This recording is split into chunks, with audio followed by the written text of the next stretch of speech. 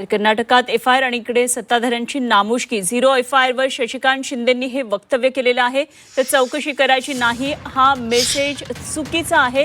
गृहराज्यमंत्री योगेश कदम यांनीही यावर प्रतिक्रिया दिली आहे.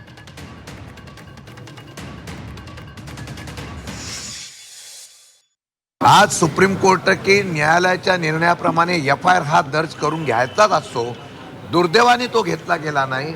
शेवटी इतर राज्यामध्ये तो तशा प्रकारचा FIR दर्ज केला आणि तो आज या ठिकाणी दाखल पाठवला असेल महाराष्ट्राचा.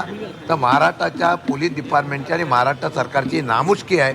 हे प्रकरण कुठेतरी दडपलं जात आहे, दाबलं जाते, अशा प्रकारची शंका इथे येते. माजी आमदार विनायक मेटे साहेबांचा त्यावेळेला मृत्यू झाला होता, त्यावेळेला देखील ADRच फाईल झाला होता. 4 महिन्यानंतर FIR झाली होती. त्याच पद्धतीने आज मला सामान्य कैलासवासी दादांची आणि कोणाची मला तुलना करायची नाही, परंतु ॲक्सिडेंटल डेथ ज्या वेळेला होती त्यावेळेला पहिल्यांदा हा ADR फाईल होतो, जो BNSच्या 194 कलमच्या नुसारच झालेला आहे. आणि त्यानंतर चौकशीच्या अंती मग ह्याच्यामध्ये FIR फाईल होतो. त्यामुळे FIR आम्हाला लॉन्च करायचा नाही किंवा आम्हाला चौकशी करायची नाही हा जो मेसेज जातो तो अत्यंत चुकीचा आहे.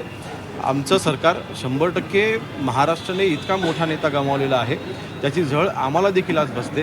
आणि सामान्य दादांना 100% न्याय मिळाला पाहिजे ह्या भूमिकेमध्ये आम्ही देखील आहोत.